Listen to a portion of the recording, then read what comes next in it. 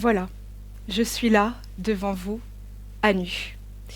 Je décide aujourd'hui de partager avec vous ma découverte. Je suis vulnérable, je suis femme, je suis Agathe Langaigne, enchantée. Vous me rencontrez aujourd'hui. Moi, je me suis rencontrée il y a 4 ans. Il y a 4 ans, j'ai entrepris un voyage, mon voyage intérieur. Mais avant de vous conter ce merveilleux voyage, remontons tout d'abord le temps à l'époque de la petite Agathe. Je suis une petite fille, sociable, joviale et curieuse, et pourtant j'ai la tête remplie de questions et d'incompréhension sur mon histoire et celle de ma famille. Je décide de les mettre de côté et de me dire ce n'est pas grave et d'avancer. Je suis une adolescente rebelle avec énormément de colère en moi et je ressens une immense tristesse à l'intérieur de moi-même. Et je sens que c'est lié à ces incompréhensions qui trottent dans ma tête depuis toutes ces années. En fait, je les comprends toujours pas et je ne suis pas suffisamment à l'aise d'en parler librement parce que personne autour de moi n'en parle ouvertement. Vous savez, ces fameux non-dits. À ce moment-là, d'ailleurs, je vis de plein fouet de nouvelles incompréhensions, comme j'aime les appeler à cette époque. Et ça s'intensifie. Je garde tout en moi. Et de nouveau, je répète ce schéma qui est de me dire « Allez Agathe, oublie le passé, avance, avance ». Je deviens donc une jeune fille, une jeune femme qui a soif de découverte. Et je pars m'installer pour vivre pour la première fois toute seule en métropole, à Paris, à 19 ans. Et je décide de croquer la vie à pleines dents et d'oublier l'avant. Enfin, je décide. C'est plutôt mon inconscient qui décide d'oublier l'avant. Moi, Agathe, j'y vois que du feu. C'est d'ailleurs à ce moment-là que je pars vivre dans plusieurs pays étrangers. Alors d'abord l'Inde. Je tombe immédiatement amoureuse de ce pays. Puis ensuite le Brésil. Et là, waouh, que de joie de vivre, malgré cette misère qui est prégnante. Et là-bas, j'y retrouve des valeurs que j'ai d'ailleurs aussi retrouvées en Inde, qui sont ces valeurs de partage et d'ouverture à l'autre. Et moi, à cette époque-là, ça me passionne et ça me saisit. Et puis, je vais vivre aux États-Unis. Et alors, clairement, la vie là-bas, elle n'était pas faite pour moi. J'ai d'ailleurs souvent dit que c'était une expérience beaucoup moins bonne que les autres. Mais en fait, c'est faux. Parce qu'il s'en est passé des choses là-bas. Des choses qui ont bouleversé ma vie. C'était donc il y a 4 ans et demi, voire bientôt même 5 ans. Début 2018, je pars m'installer aux États-Unis pour y vivre un semestre. Et comme d'habitude, je me fais une bande de potes. Mais cette fois-ci, il y a quelque chose qui ne me convient pas dans ces relations. Je trouve qu'elles manquent d'authenticité et de profondeur. Et il y a seulement une relation qui se dégage du lot, c'est quelqu'un avec qui je peux parler de tout et de rien, avec bienveillance et sans jugement. Ce constat-là, de ces relations qui manquent d'authenticité, ça me peine beaucoup et je me questionne sur moi-même. Je me sens soudain très seule. Et je fais ces constats qui sont que, tout d'abord, je comprends que j'ai refoulé énormément de choses de mon passé pendant toutes ces années, qu'ensuite je prends très peu de temps pour moi, que je suis constamment dans l'attente de quelque chose, sans savoir vraiment quoi, que je répète un schéma dans mes relations amoureuses, voire même amicales, mais je ne le fais pas exprès, et que je suis constamment à vouloir sortir, comme si je fuyais quelque chose et que je ne voulais pas me retrouver seule. C'est le constat, en fait, que je suis constamment vers l'extérieur, mais jamais vers l'intérieur, c'est-à-dire moi-même. Ce constat, il me mène à une grande introspection sur ma jeune vie et sur mon passé.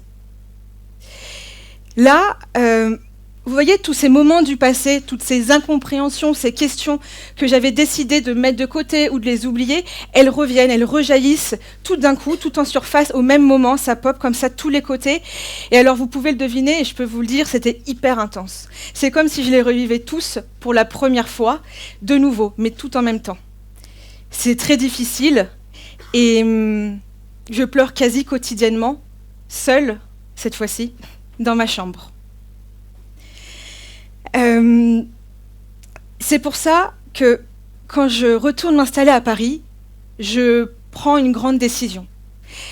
la décision de mener une thérapie avec une psychothérapeute. Je n'ai plus envie de mettre de côté ces incompréhensions, ce fameux pourquoi. Parce que quoi qu'il arrive, elles reviennent constamment, même des années après. J'ai besoin de comprendre. Et je sens à ce moment-là de ma vie, j'ai un profond mal-être en moi, et que j'ai certainement quitté caché depuis toutes ces années, mais là, cette fois-ci, il est là. Il transpire en moi, et je sens qu'il ne va pas partir de sitôt. C'est donc en septembre 2018 que je commence ma psychothérapie avec Isabelle, une psychologue spécialisée en psychotraumatisme. Lors de cette première séance, du coup, avec Isabelle, elle me demande de poser des objectifs pour m'accompagner dans cette thérapie, un peu comme des axes de travail. Donc je décide aujourd'hui de vous les livrer. Le premier objectif, c'était de comprendre, que je m'étais posé, c'était de comprendre pourquoi j'avais ce schéma dans mes relations et de le stopper. Le deuxième objectif, c'était de savoir prendre des décisions. Parce que, alors oui, à l'époque, faire des choix, ça relevait de l'impossible pour moi. Et le troisième objectif, c'était que ces incompréhensions deviennent des compréhensions. Là, rapidement, Isabelle, elle a tout de suite découvert que j'avais un SPT, un syndrome post-traumatique. De là, la thérapie, elle s'est tournée vers un autre format de thérapie plus adapté qui s'appelle l'ICV, intégration du cycle de la vie. Cycle de la vie. C'est comprendre que tout évolue, rien n'est figé, que le passé appartient au passé et que le présent, il est tout autre. Souvent, vous savez, on entend « Allez, passe à autre chose, oublie le passé ». Mais moi, en fait, je dis non. Il ne faut certainement pas oublier le passé. Par contre, oui, il faut l'intégrer à son être. Parce que si il reste caché là, et ben ces blessures engendrées par ce dit passé, elles vont inconsciemment diriger nos actions et altérer nos relations. Je vous parle en connaissance de cause parce que c'est ce qui s'est passé, moi, dans ma vie, avant ce travail sur soi et cette prise de conscience. Alors, vous vous en doutez, un travail sur soi, mon travail sur soi, ne s'est pas fait en un claquement de doigts. Il y a eu plusieurs étapes à cette thérapie. La première étape, je l'appellerai colère. Colère parce que je pleure beaucoup, je ressens énormément de colère en moi, et je suis énervée contre le monde entier. Parce qu'en fait, à ce moment-là, Isabelle, elle met des mots sur ce que j'ai vécu, mon trauma et ma blessure, l'abandon. La deuxième étape, je l'appellerai reconstruction. Je me reconstruis, voire même je me construis suite à ces découvertes et ces compréhensions. Et c'est d'ailleurs à ce moment-là que je mène les premières actions concrètes pour créer ma société Karma, qui était inexistante à l'époque. Et puis, le troisième objectif, je pourrais l'appeler de renaissance. Vous voyez cette image qu'on entend souvent de la chrysalide dans un cocon, et là, bam, il y a un papillon qui émerge. Et bien ce papillon-là, cette année, c'est moi. Je me sens un équilibre, je me sens alignée. Je découvre la vie, ma vie. Alors, je me demande, mais en fait, c'est quoi être vivant ? Est-ce que c'est tout simplement se rendre compte qu'il y a tout un écosystème, mais que le cœur de cet écosystème, c'est d'abord soi ? Et dès lors que j'ai compris ça, c'est comme si toute ma vie, j'avais des œillères, là, comme ça, et là, bam, les œillères partent, elles explosent, et je découvre un nouveau monde, une nouvelle sensibilité. Je m'émerveille devant la beauté de mon écosystème, de la vie. Vous savez, comme on peut le dire, la magie de la vie, où l'âme agit, comme on peut entendre parfois. C'est être à l'intérieur de soi pour s'ouvrir vers l'extérieur. Comprendre qu'on fait partie d'un tout, qu'on fait partie de la nature, c'est comprendre qu'on a une puissance en nous. C'est d'ailleurs ce que j'essaye de transmettre à travers Karma, ma société, qui est rapidement, pour vous expliquer, un lieu de vie qui met en avant la consommation locale et éthique, qui passe par plusieurs aspects, à savoir la restauration d'abord locale et bio, puis l'artisanat et la culture, et j'en passe. En fait, la raison d'être de karma, c'est de permettre à chacun d'interagir positivement avec son écosystème, c'est-à-dire soi, autrui et la nature. En fait, j'ai envie d'offrir ma découverte à travers ce lieu bienveillant où les gens peuvent se sentir libres d'être eux-mêmes, sans jugement, où ils peuvent se sentir libres de prendre la parole. Alors vous l'aurez compris, karma, c'est un peu la résultante de ce premier travail sur moi. Et si je l'ai appelé karma, c'est pas pour rien. Karma, en fait, c'est le leitmotiv qui est apparu dans ma vie à ce moment-là. C'est comprendre qu'on est maître de maître de ses choix, maître de sa vie, qu'on est en constante évolution, tout est en constante évolution et que rien n'est linéaire, qu'on peut rebondir. Alors revenons sur cette notion de confiance et de puissance en nous. Un jour, Isabelle, elle me dit « Agathe, tu sais, connaître sa vulnérabilité, se montrer vulnérable, être vulnérable, c'est une grande force. Et c'est ce qui, toi, te rend plus forte. » Et en effet, il y a 4 ans, j'ai rencontré ma vulnérabilité. Et depuis, je ne me suis jamais sentie aussi forte. Alors, jetons un coup d'œil à la définition du mot vulnérable dans le dictionnaire Larousse. Il est écrit fragile, sensible, imparfait, attaquable. Le contraire de solide, parfait et inattaquable. Donc de prime abord, cette définition, elle semble assez péjorative. Parce que les mœurs nous font croire qu'être fragile, sensible, imparfait, c'est mal. Or non, on est tous vulnérables. On est tous vulnérables. Mais on nous apprend à le cacher. On nous apprend à être fort, à être solide aux yeux de la société. Vous savez, les injonctions telles que ne pleure pas, on pourrait te croire faible. Cache tes émotions, on pourrait profiter de toi. Endurcis-toi, ne sois pas trop accessible. Et j'en passe. Elles ne seraient que des protections que l'inconscient crée. Alors questionnons-nous, est-ce que méfiance rime avec confiance ? Pour moi, la confiance, il s'agit de se dire « je ne laisse plus parler mes peurs, je n'ai pas honte, je suis moi, dans son entièreté, face à moi-même et face au monde.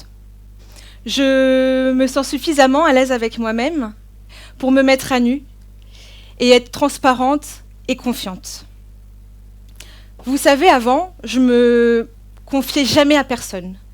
Personne ne savait vraiment qui j'étais. Si ce n'est cette personne qui voyait de l'extérieur la nana souriante avec une joie de vivre. Mais personne ne connaissait la Agathe. Cette Agathe avec un mal-être profond et un trauma enfoui. Mais c'est normal, personne ne pouvait la connaître parce que elle-même, moi-même, je ne me connaissais pas. Et dès lors que j'ai permis ma rencontre, je partage, je parle, je raconte. Je libère. Et j'ai libéré la femme qui est en moi. J'ai découvert la puissance, cette pleine puissance en moi, la puissance qu'est la femme, cette femme que j'incarne à travers les différentes générations de femmes de ma famille et de celles du monde au global. Je comprends à présent et je ressens mieux leur histoire et par ricochet mon histoire. Je suis sensible et je suis solide. Alors voilà, maintenant je peux dire que je crois en moi parce que j'ai compris que j'ai les ressources en moi et rien n'est impossible. Dès lors qu'on retire ces croyances limitantes, tout semble vaste et illimité. Je sais à présent que je suis capable avec un bac littéraire d'intégrer une grande école de commerce alors qu'on nous rabâchait que ce n'était pas possible. Capable de recommencer mes études à zéro après une errance scolaire de plusieurs années. Capable de monter un restaurant avec aucune expérience en restauration. Capable de repenser la vision de la restauration qui n'est pas que liée au plaisir, mais qui est d'implémenter la pleine conscience de l'alimentation dans un restaurant.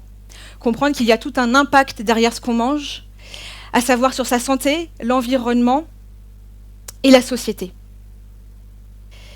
Alors voilà, je me mets à nu aujourd'hui devant vous. Et c'est plein de gratitude que je vous annonce qu'il y a un mois, ma thérapie avec Isabelle c'est terminé, après 4 ans. Alors, pardon. Bien évidemment, un travail sur soi, c'est le travail d'une vie. Mais...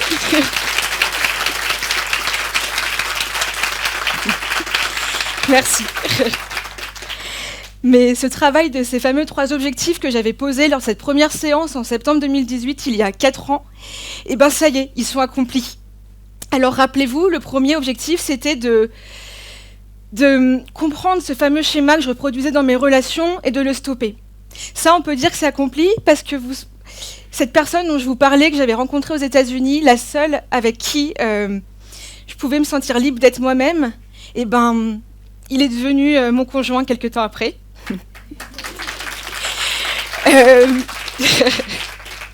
Le deuxième objectif, c'était de savoir prendre des décisions. Et alors, vous vous en doutez, en étant chef d'entreprise, prendre des décisions, trouver des solutions aux problèmes font partie de mon quotidien. Et le troisième objectif, qui était le plus gros morceau, c'était de soigner mes blessures et mon trauma. Et c'est en ayant pris pleine conscience, en ayant mis des mots sur ce trauma et ces blessures, en les intégrant à mon être, que j'ai su apaiser mon cœur et mon être. Vous l'aurez compris, en fait, mon message aujourd'hui, c'est de vous dire accueillons nos émotions, acceptons-les et n'ayons pas peur de les partager. Aujourd'hui, je souhaite vous laisser sur une photo qui me représente au sommet du Piton des Neiges. C'est la première fois, il y a quelques années, que je faisais l'ascension du Piton des Neiges. Et je voulais vous laisser sur cette photo parce que pour moi, elle est pleine de symboles et elle peut parler peut-être à plusieurs personnes, qui est que lors de cette ascension ou d'autres ascensions ou d'autres efforts, on se sent vulnérable. Et pourtant, à l'arrivée, au sommet, on se sent fort et on se sent vivant. Alors voilà, je suis vulnérable, je suis femme, je suis Agathe Langaigne, enchantée, et comme disait Simone de Beauvoir, on ne naît pas femme, on le devient. Merci.